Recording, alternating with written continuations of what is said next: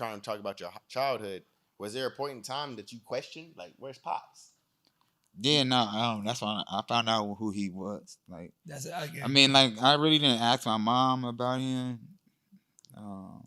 She told me he was in jail, so I just left it at that. And then when I was like 10 years old, my granny gave me this book, and this book was like had basically everything about like my dad getting like my dad like all his newspaper, everything. like no, it was like a book. It was like almost like an encyclopedia shit.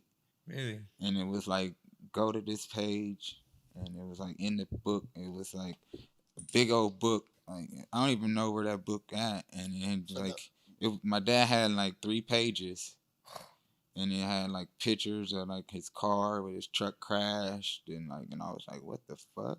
And I only read like a little bit of it, and I was just like, my dad's a G. I was like, damn. No, well, because I question. I mean, like, let's be realistic, right? Mm-hmm. I mean, did you ever kind of envy Pops for a little, like at one point in your life? Like, it was like, because I'm sure you heard a lot of good about him, you know what I'm saying? He's this, he's that, but then, you know what I mean? Like, I mean, I was mad at Pops for a little bit. Yeah. I mean, I would be. I would be. I'm going to be honest. I mean, it wasn't like, it was like where you at? Like, why? Not like where you at, like, but it was like a question and upset, mad. For Like, sure. why would you?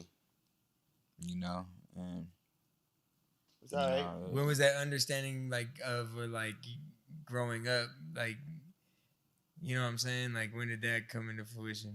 Like, it was like, oh shit, okay, like, cause your dad wasn't just anybody in jail. Let's be honest. You know what I mean? You say like nah. You know what I mean? I don't know. It just, I don't know. I really, I a lot of my life, I didn't know if he was coming home. You know, right? And it was really hard for me to like reach out to him. You know, so it was like I had to wait for him to reach out to me.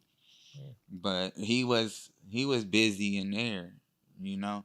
So it was like for him to reach out to me was like, you know, it was like he had my brother, my other brother, my sister, me, you know, and then like all the people he had to talk to help him get out of jail, you know.